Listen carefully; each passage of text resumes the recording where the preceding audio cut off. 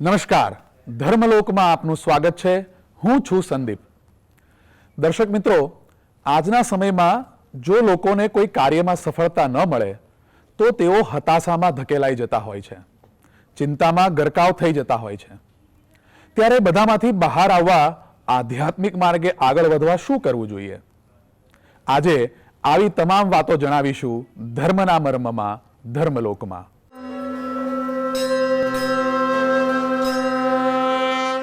તો આ વિશે જ વધુ માહિતી આપવા માટે આપણી સાથે જોડાઈ ગયા છે કુમકુમ સ્વામિનારાયણ મંદિરના વિદ્વાન સંત સાધુ પ્રેમવત્સલદાસજી. જય સ્વામિનારાયણ સ્વામી. જય સ્વામિનારાયણ. સ્વાગત છે આપનું ધર્મલોકમાં.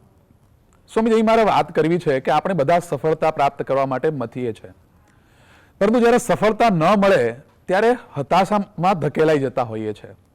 ત્યારે હતાશામાંથી બહાર આવવા માટે શું કરવું જોઈએ? તમારો સરસ પ્રશ્ન છે કે સફળતા ન મળતા હતાશામાંથી બહાર આવવા માટે શું કરવું જોઈએ. તો જીવનમાં સુખી થવું હોય અને સફળતા પ્રાપ્ત કરવી હોય તો ક્યારેય નિરાશ ન થવું જોઈએ. આ દુનિયાની દરેક વ્યક્તિને પ્રયત્ન કરવા છતાં પણ નિષ્ફળતાનો સ્વાદ ચાખવો જ પડતો હોય છે. દુનિયામાં કોઈ એવી વ્યક્તિ નહીં હોય કે તેને ક્યારેય નિરાશ ન થવું પડ્યું હોય.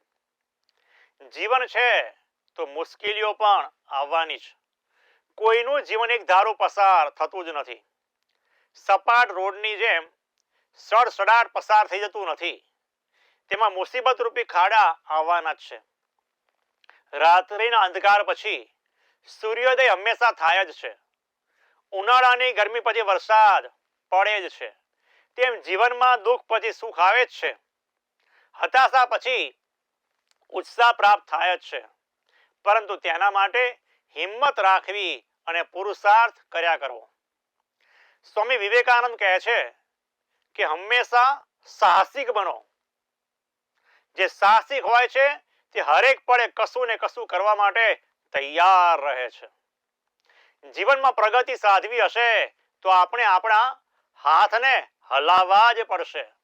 મહેનત કરવી જ પડશે. એકવાર નિષ્ફળ ગયા તો બીજી વાર પ્રયત્ન કરવો. બીજી વાર નિષ્ફળ ગયા તો ત્રીજી વાર પ્રયત્ન કરવો. આપણે વીજળીની શોધ કરનાર આલ્વા એડિસનને આજે પણ યાદ કરીએ છીએ. કેમ? તેમનામાં ગજબની ધગશ હતી. નિષ્ફળતાથી તે ક્યારેય ડગતા ન હતા. અનેક પ્રયોગો નિષ્ફળ જવા છતાં તેઓ કદી હારને સ્વીકારતા જ ન હતા. એક વખત તો તેમની સાથે કામ કરનાર વૈજ્ઞાનિકોએ કીધું કે આપણે હવે વીજળીની શોધ પડતી મૂકીએ, કારણ કે આમાં સફળતા મળતી નથી. શોધ કરવી જ હોય તો બીજી કોઈ કરીએ. પરંતુ એડિસન પોતાની વિચારધારાને છોડવા માંગતા ન હતા. એક દિવસ તો કંટાળીને બધા સાથીઓએ કહ્યું, તમે આ વીજળીની શોધ છોડી દો, નહીં તો અમે કંટાળી ગયા છીએ, તેથી હવે અમો તમને છોડી દઈશું. ત્યારે એડિસને તેમના સાથી મિત્રોને પ્રેમથી સમજાવ્યા, આપણે જેમ જેમ નિષ્ફળ જઈએ છીએ તેમ તેમ સફળતા નજીક આવતી જાય છે. સફળતાનો મોટા ભાગને આપણે અંતર કાપી ચૂક્યા છીએ. નિષ્ફળતા જ આપણને સફળતાના શિખરે પહોંચાડશે. એડિસનની વાત સાંભળીને અંતે તેમના મિત્રો તેમની સાથે જોડાયા અને થોડા દિવસોમાં જ એક દિવસ સોનાનો સૂરજ ઉગ્યો. એટલે કે એડિસનની પ્રયોગશાળા વીજળીથી ઝળહળી ઉઠી. સૌ નાચી ઉઠ્યા. સકારાત્મક વિચારો હંમેશા રાખવા જોઈએ. ધીરજ રાખી મહેનત કરવાથી અવશ્ય સફળતા પ્રાપ્ત થાય છે. પણ જે માણસ અકળાઈ જાય છે, હતાશ થઈ જાય છે, તે ક્યારેય સફળતા પ્રાપ્ત કરી શકતો નથી. નિષ્ફળતા મળે ત્યારે સફળતા ક્યાંથી મળશે તેને શોધો. એક રસ્તો નહીં તો બીજો રસ્તો અપનાવો. આ લોકની અંદર સફળતા પ્રાપ્ત કરવી હોય કે આધ્યાત્મિક માર્ગે સફળતા પ્રાપ્ત કરવી હોય તો હિંમત રાખી પુરુષાર્થ તો કરવો જ પડશે.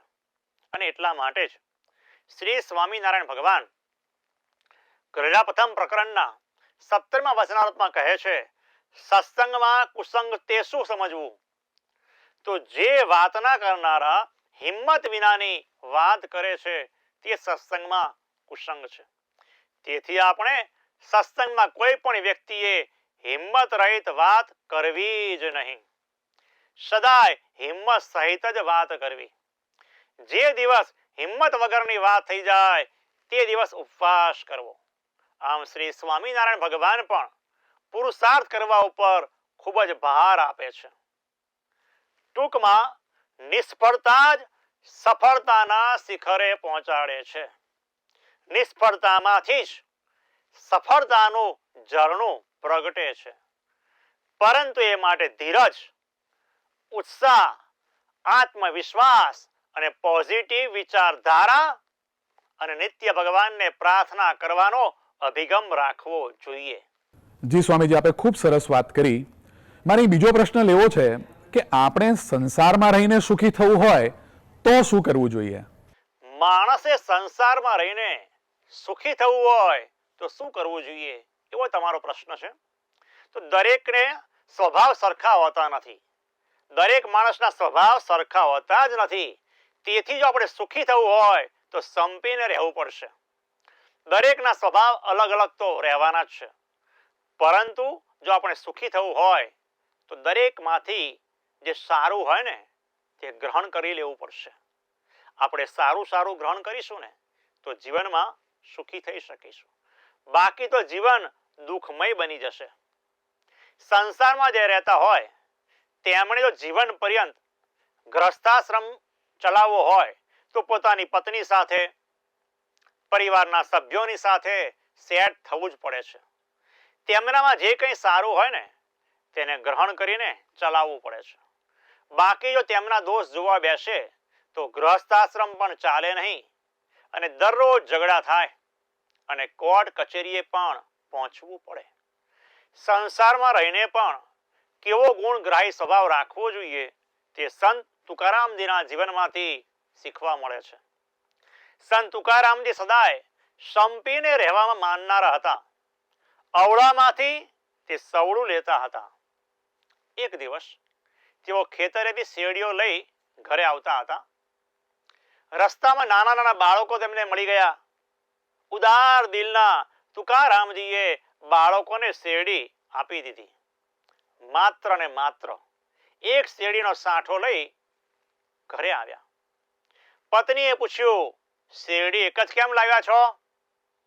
ત્યારે તેમણે કહ્યું, બાળકોને બીજી આપી દીધી છે. આવા વચનો સાંભળીને તેમના પત્નીનો ગુસ્સો 7મા આસમાને પહોંચી ગયો અને તરત જ એક સાંઠો વધ્યો હતો તે લઈને તુકારામજીના બરડામાં ફટકાર્યો. શેરડીના સાંઠાના 2 ટુકડા થઈ ગયા.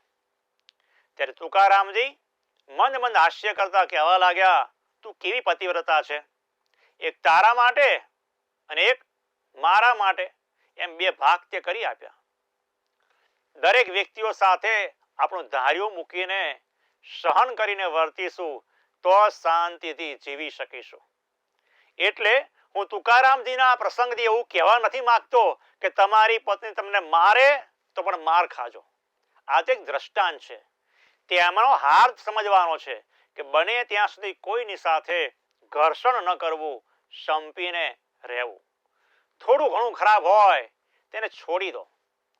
જીવનમાં થોડું લેટ ગો કરતા શીખવું જ પડશે. દરેકમાંથી જે ગુણો હોય તેને આપણે જોવા પડશે. દરેકની સાથે સંપીને હળી મળીને રહેવાથી સુખ અને શાંતિ પ્રાપ્ત થાય છે. જી સ્વામીજી, અત્યારે યંગ જનરેશનમાં ચિંતા બહુ વધતી રહેતી હોય છે. તો મારે અહીં એક પ્રશ્ન લેવો છે કે ચિંતામાંથી મુક્ત થવા માટે શું કરવું જોઈએ? તમે કીધું કે ચિંતાથી મુક્ત થવું હોય તો કેવી રીતે થઈ શકાય? તો જે વિદ્યા અભ્યાસ કરતા હોય છે તેમને વધુ માર્ક્સ મેળવવાનું ટેન્શન હોય છે. જે માતા પિતા હોય છે તેમને પૈસા કમાઈને ઘરનું પોષણ કરવાનું ટેન્શન રહેતું હોય છે. જે માતા પિતા હોય તેમને પૈસા કમાઈને ઘરનું પોષણ કરવાની એક જવાબદારી હોય છે.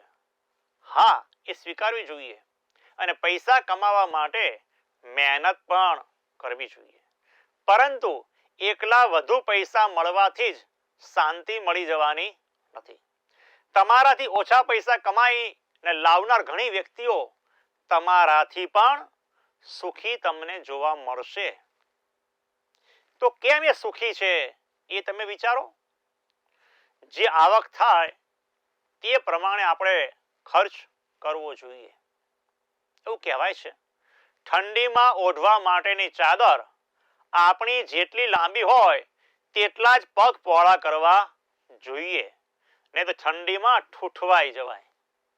એ રીતે આપણી આવક પ્રમાણે આપણે ખર્ચ કરવો જોઈએ.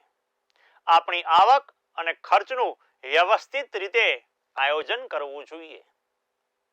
જો સુખી થવું હોય તો આપણે કોઈની દેખાદેખી ન કરવી જોઈએ. પડોશી, સગાવાલા કે મિત્રો જે વસ્તુઓ લાવે છે તે આપણે બધી જ લાવવી એ જરૂરી નથી. બીજું કે આજે માણસોના મોજ શોખ પણ ઘણા વધી રહ્યા છે. આ મોજ શોખને પૂરા કરવા માટે માણસ અનેક પ્રકારના બિનજરૂરી ખર્ચા કરે છે અને ખર્ચા માણસો દેવું કરીને પણ કરે છે. ધીમે ધીમે વ્યાજ વધુ ને વધુ ચડતું જાય છે. દેવું ભરી શકાતું નથી અને એક દિવસ એવો આવે છે કે માણસને મગજ ઉપર ટેન્શન રહ્યા કરે છે. પછી ઘરમાં કે પરિવારના સભ્યોની સાથે બોલાચાલી થાય, ઝઘડા થાય અને કંકાસ વૃદ્ધિને પામે છે. હા, જીવનમાં જેટલી જરૂરિયાતની વસ્તુ હોય તેને ખરીદવી જોઈએ, તેની પાછળ ખર્ચ કરવો જોઈએ. પરંતુ આજે તકલીફ એ છે કે માણસની જરૂરિયાત તો પૂરી થઈ જાય છે, પરંતુ ઈચ્છાઓ પૂરી થતી નથી. તેથી જ કોઈ છે સરસ કહ્યું છે કે જરૂરિયાત મુજબ જિંદગી જીવો, જરૂરિયાત મુજબ જિંદગી જીવો, ખ્વાહિશ મુજબ નહીં. કારણ કે જરૂરિયાત તો ફકીરની પણ પૂરી થાય છે અને ખ્વાહિશ તો બાદશાહની પણ અધૂરી રહે છે.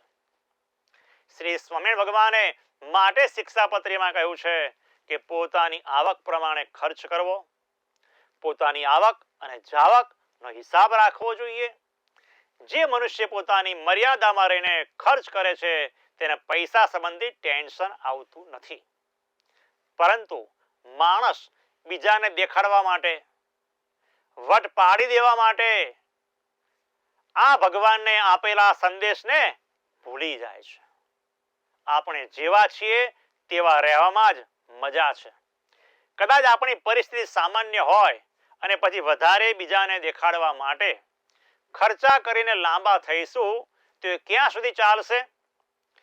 જીવનમાં સુખી થવું હોય તો આપણે જેવા છીએ તેવા જ રહેવું જોઈએ. આપણે જે કાંઈ કરવું તે આપણે સમજી વિચારીને કરવું જોઈએ. જી સ્વામીજી, આપે ખૂબ સરસ વાત કરી. હવે મારે અહીં એક પ્રશ્ન લેવો છે આધ્યાત્મિક જીવન વિશે. તો આધ્યાત્મિક માર્ગે આગળ વધતા રહેવું હોય, વધવું હોય તો શું કરવું જોઈએ?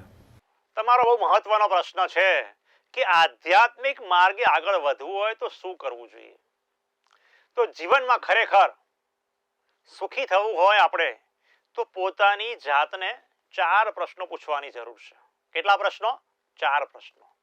પહેલો પ્રશ્ન, હું કોણ છું, ક્યાં છું, શા માટે આવ્યો છું અને મારે ક્યાં જવું છે? આ 4 પ્રશ્નો જો આપણે આપણી જાતને પૂછીશું ને તો આપણે જીવનમાં શું કરવાનું છે એનો આપણને ખ્યાલ આવી જશે અને આપણા જીવનનો ધ્યેય શું છે તે આપણને ખ્યાલ આવશે અને આપણે આપણા ધ્યેયને વળગી રહીશું તો શ્રી સ્વામિનારાયણ ભગવાનના શાશ્વત સુખને આપણે પ્રાપ્ત કરી શકીશું. માણસે જીવનમાં જો સુખી થવું હોય ને તો દરેક કાર્યમાં ક્યાંક પૂર્ણ વિરામ મૂકતા શીખવું જોઈએ. વાક્યમાં પૂર્ણ વિરામ ન આવે તે વાક્ય કેવું લાગશે? રેલવેમાં બેઠા પછી કોઈ સ્ટેશન જ ના આવે તો તે મુસાફરી સુખદાયી ન બને. તેમ જીવનમાં પણ વસ્તુઓ, સંગ્રહ, પંચ વિષયના ભોગ, વ્યસનો એ બધામાંથી પૂર્ણ વિરામ મૂકતા શીખવું જોઈએ. એવું કહેવાય છે કે ધન, આયુષ્ય, સ્ત્રી અને ભોજન, આ ચારની અંદર અત્યાર સુધીમાં કોઈને તૃપ્તિ થઈ નથી અને થવાની પણ નથી. સંસારના સુખમાં પૂર્ણ વિરામ મૂકીને શ્રી સ્વામિનારાયણ ભગવાનનું સુખમાં એમાં સુખ મનાશે ને તો આપણને શાશ્વત સુખની પ્રાપ્તિ થશે અને આપણે આધ્યાત્મિક માર્ગે આગળ વધી શકીશું. હા, તમે સંસાર વ્યવહારમાં રહ્યા છો એટલે સવારે ઉઠો, નોકરી ધંધો કરો, એના માટે પુરુષાર્થ કરો, પણ દરેકની એક બ્રેક જોઈએ. તમે વાહન ચલાવો અને બ્રેક ના હોય તો શું થાય? એમ આપણે સંસારમાં રહ્યા છીએ, પૈસા ભેગા કરવા છે તો એના માટે દોડો, પણ હંમેશા એને ફૂલ સ્ટોપ રાખવું પડશે. આપણા શાસ્ત્રોમાં તમે જુઓ, રાજા રાવણના પણ કામ અધૂરા રહી ગયા છે. સિકંદરની પણ દરેક ઈચ્છાઓ પૂર્ણ થઈ નથી. તો આપણે આપણી ઈચ્છાઓને ક્યાં સુધી પૂર્ણ કરવા માટે દોડીશું અને દોડીશું તો પૂર્ણ થવાની નથી.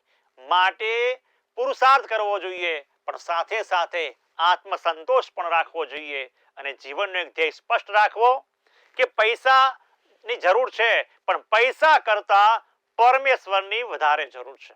એટલે દિવસ દરમિયાન મહેનત કરવી જોઈએ, પૈસા કમાવા જોઈએ, પણ સાથે સાથે ભગવાનને આપણે આગળ રાખીશું તો વાંધો આવશે નહીં. જો ભગવાનને ભૂલી જઈશું ને તો ગમે એટલો પ્રયત્ન કરવા છતાં પણ જીવનમાં સુખ શાંતિ ક્યારેય મળશે નહીં. જેમ એકડો હોય અને આગળ મીંડા પાછળ લગાયા કરો તો એકડાની કિંમત વધે છે, પણ એકડો હટાવી દેવામાં આવશે તો શૂન્યની કોઈ જ કિંમત નથી. તેમ જીવનમાં જો આપણે આગળ વધવું છે તો ભગવાનને પ્રાધાન્ય આપવું અને રોજ એક વિચાર કરી લેવો કે હું જે કરું છું તો ક્યાં શાના માટે કરું છું અને ક્યાં સુધી પહોંચ્યો છું, તો વિચાર કરી આધ્યાત્મિક માર્ગે પણ આપણે જો આગળ વધીશું તો શાશ્વત સુખને આપણે અવશ્ય પ્રાપ્ત કરી શકીશું. જી સ્વામીજી, આપણે ખૂબ સરસ વાત કરી. આ સાથે જ આપણે આગળ વધીશું એક વિશેષ રજૂઆત સુખની શોધમાં. તે પહેલા લઈએ એક નાનકડો વિરામ.